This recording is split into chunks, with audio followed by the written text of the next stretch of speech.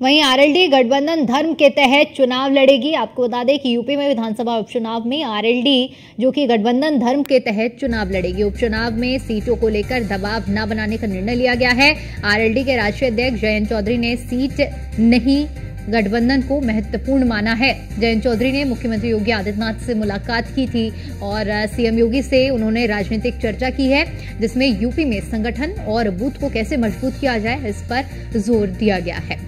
तो 10 सीटों पर उपचुनाव होने वाला है और इन 10 सीटों के लिए होने वाले उपचुनाव को लेकर आरएलडी प्रमुख जयंत चौधरी ने सीएम योगी आदित्यनाथ से मुलाकात की और ये मुलाकात राजनीतिक चर्चा के लिए थी, जिसमें आरएलडी के राष्ट्रीय अध्यक्ष जयंत चौधरी जो कि सीएम योगी आदित्यनाथ से मुलाकात करने पहुंचे, जिसके बाद ये खबर निकलकर सामने आ रही है कि आरएलडी जो कि गठबंधन धर्म के तहत चुनाव लड़ेगी।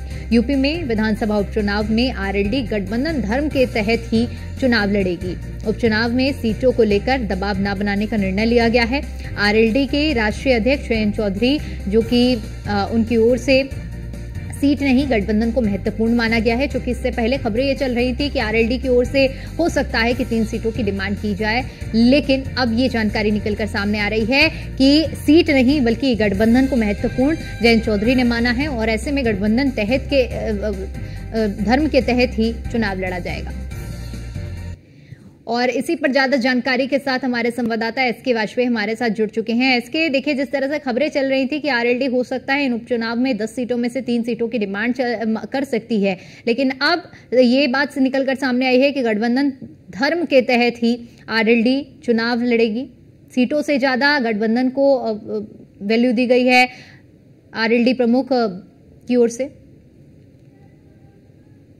आरएलडी प्रमुख जयंत चौधरी और मुख्यमंत्री योगी आदित्यनाथ की कल केंद्र में मंत्री बनने के बाद पहली ये मुलाकात थी। हालांकि इस मुलाकात को पार्टी की तरफ से शिष्टाचार मुलाकात बताया गया, लेकिन जिस तरीके से उत्तर प्रदेश में 10 विधानसभा सीटों के उपचुनाव होने हैं, तो ऐसे में इसको लेकर लगातार खबरें चल रही थी कि संभवतः दूसरे सहयोगियों की तरह ही आरएलडी भी उत्तर प्रदेश में इन सीटों पर अपने शेयर की मांग कर सकती है। हालांकि जब कल मुलाकात हुई मुख्यमंत्री योगी आदित्यनाथ ने, तो जयंत चौधरी ने मुलाकात के बाद स्पष्ट किया कि वो उत्तर प्रदेश में जो पार्टी का जो गठबंधन धर्म है वो निभाएंगे और गठबंधन में ही एक दूसरे के साथ रहेंगे।